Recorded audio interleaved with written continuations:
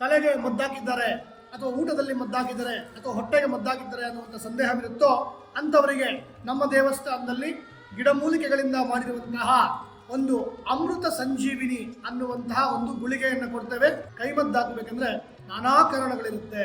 ಕೈಮದ್ದಾದಾಗ ಏನಾಗುತ್ತಂದ್ರೆ ಹೊಟ್ಟೆಯಲ್ಲಿ ಪ್ರತಿಯೊಬ್ಬರಿಗೂ ಏನಾಗುತ್ತೆ, ಚರ್ಮ ವ್ಯಾಧಿಗಳು ಬರುತ್ತೆ, ಇರಿಟೇಷನ್ ಆಗುತ್ತೆ, ಸುಮ್ಮನೆ ಕೋಪ ಬರ್ತಾ ಇರುತ್ತೆ, ಡೈಜೆಷನ್ ಸರಿಯಾಗಿ ಆಗೋದಿಲ್ಲ, ಮೋಷನ್ ಸರಿಯಾಗಿ ಆಗೋದಿಲ್ಲ, ರಾತ್ರಿ ಹೊತ್ತು ನಿದ್ದೆ ಬರೋದಿಲ್ಲ, ಕೈಕಾಲು ಉರಿ, ಸಿಡುಕು, ಇವೆಲ್ಲ ಸಮಸ್ಯೆಗಳಾಗ್ತಾ ಇರುತ್ತೆ. ಈ ಒಂದು ಗುಳಿಗೆಗಳು 30 ದಿನ ಅಂದರೆ 1 ತಿಂಗಳ ಕಾಲ ಬೆಳಗ್ಗೆ ಒಂದು ರಾತ್ರಿ ಒಂದು ನಿಮ್ಮ ಹೊಟ್ಟೆಗೆ ಹಾಕ್ಕೊಳ್ಬೇಕಂದ್ರೆ ಬಾಯಲ್ಲಿ ಹಾಕ್ಕೊಂಡು ನೀರು ಹಾಕ್ಕೊಂಡು ನುಂಗುವಂಥದ್ದು. ಇಷ್ಟೇ ಕೆಲಸ.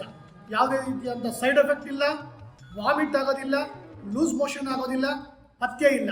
ಇದರಿಂದ ನಿಮಗೆ ಏನೇನು ಅನುಕೂಲ ಆಗುತ್ತೆ ಅಂದರೆ ತಲೆಯ ಕೂದಲಿಂದ ಕಾಲಿನ ಉಗುರಿನವರೆಗೂ ಇರುವಂತಹ ಸಂಪೂರ್ಣವಾದಂತಹ ತಲೆಯ ಮದ್ದು ಮತ್ತು ಹೊಟ್ಟೆಯಲ್ಲಿ ಹಾಕಿರುವಂಥ ಮದ್ದು ನಾರ್ಮಲ್ ಮೋಷನ್ಸಲ್ಲಿ ಬಂದ್ಬಿಡುತ್ತೆ. ಮತ್ತು ರಕ್ತ ಶುದ್ಧಿ ಆಗುತ್ತೆ, ದೇಹ ಶುದ್ಧಿ ಆಗುತ್ತೆ, ಕೆಮ್ಮು ದಮ್ಮು ಅಸ್ತಮ ಇದ್ರೂ ಹೋಗುತ್ತೆ, ಮತ್ತು ಡಸ್ಟ್ ಅಲರ್ಜಿ ಹೋಗುತ್ತೆ, ಬ್ರೈನ್ ಆಕ್ಟಿವ್ ಆಗುತ್ತೆ, ನಿಮ್ಮ ಒಂದು ಶಕ್ತಿ ಅಭಿವೃದ್ಧಿ ಆಗುತ್ತೆ ದೇಹದಲ್ಲಿ. ಇಷ್ಟು ಕೆಲಸ ಮಾಡುತ್ತೆ.